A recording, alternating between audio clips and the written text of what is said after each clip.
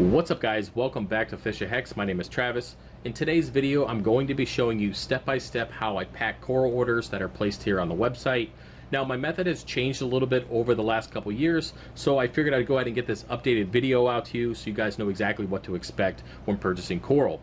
So what we're going to do is go through all the materials and show you everything that you'll be getting within your order, and then we'll put one together and you guys can see exactly what I do.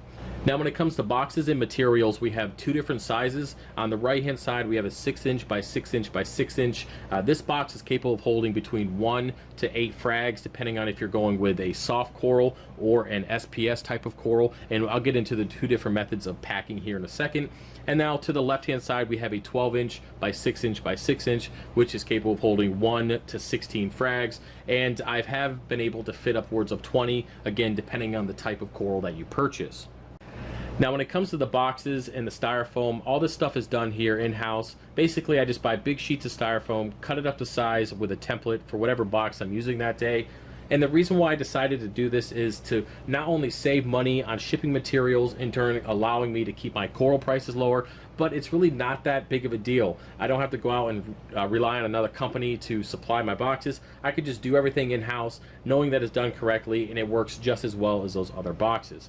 Now, with that said, let's go ahead and move on to kind of how I pack individual corals. So, as I showed you guys briefly before, for anybody who's ordering SPS, you're going to have it shipped here in a plastic 4-ounce cup. Now, this is pretty standard for most shipping companies. A lot of people like to use bags for SPS. For me, it's always going to be a cup because you never know how it's going to get banged around during transit, and the last thing you want that thing to do is puncture the bag. Even though it's double bagged, it can still puncture and then leak out and ruin and probably kill your coral. So, all SPS go in a plastic cup. Now inside that cup we have a piece of styrofoam. In that styrofoam we have a hole through it, which a frag plug will fit in there nice and snug. You know, you don't think it's going to fall out, but they still do. So I started adding these little black rubber bands around the base of the frag plug, and this basically holds it in place. So when you put your water in there, it floats, holds it, and then you can go and put your lid on, and you don't have to worry about it falling out or damaging or banging up against the side of the actual plastic container, and it usually does very, very well. Now my DOA, basically dead on arrival percentage, is very, very low. There are some instances where the shipping company delays it and we have the problem, or we get a really big difference in weather between where I'm shipping it and where it's being delivered. But other than that, my DOA is very, very low. I think it's 1 out of every, I would say 50 orders, I might have 1 or 2 corals not make it through shipping. And for the majority of my stuff, it's SPS being shipped. That's a pretty good ratio, and I've definitely contributed to this type of shipping method. Now moving on to what's in the box, I always supply 5 milliliters of Coral RX dip, just like this, and have the directions on how to use it over here on the DOA and acclimation instructions. This is something you should be using regardless of where you get your coral from, and I like to supply it because I like people to always dip their corals before putting it in their coral quarantine or maybe their display tank.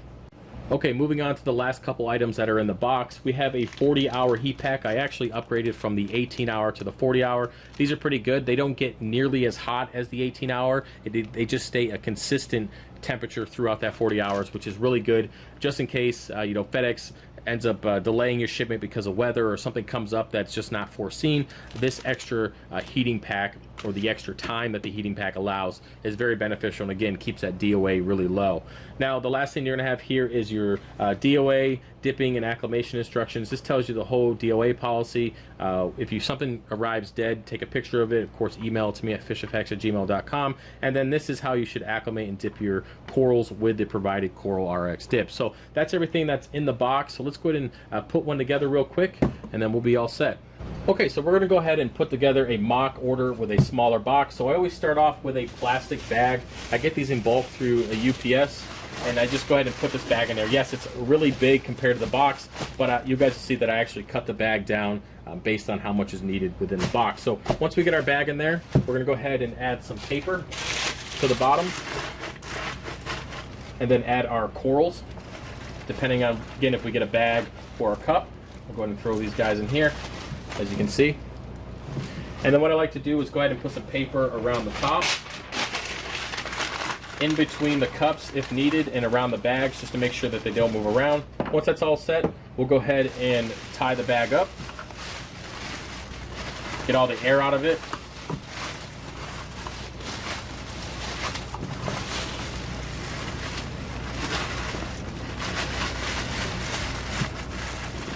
Now, depending on how full the box is, I'll either cut this bag off here, or I'll use it as additional packing if there isn't a lot of coral in there. This just adds a little bit more packing on top of the plastic or the paper that's already in there. Again, that's going to depend on how full the box is and how many frags you got. So we're just going to pretend that there's literally only 2 in there, so we'll keep the bag the way it is. Then we go ahead and put our dip in. Next, what we'll do is we'll take our lid and our heat pack, open it up and stick it to the top of the lid, shake it for a little bit, let it sit around for about 10 or 15 minutes so we can completely warm up to make sure that it's going to work and we don't put a dead heat pack in there. And then what we'll do is we'll go ahead and put everything in, close up the lid, take our card, our DOA, and of course your invoice will also go in here, close up the lid, tape it, add your shipping slip, and you're good to go. So that's about it for shipping, guys. I hope this gave you an insight on how I take care of these shipments and the whole process, and how there's a lot of time and effort that goes into it to make sure that you guys get your coral on time and in the best condition as possible. Now, these methods might change in the future depending on volume, and of course I will do another update video if anything comes up. Okay, so until next time, I appreciate all the support, and I'll see you guys later. Peace.